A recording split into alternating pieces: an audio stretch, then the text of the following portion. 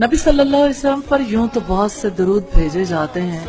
अफजल दरूद दरूद इब्राहिमी है, जो हर फर्ज नमाज में तशहुद के बाद हम पढ़ते हैं और इसका मुस्तहब होना वाज़ेह है और इसकी बहुत ज्यादा ताकीद की गई है तशहुद में पढ़ने की।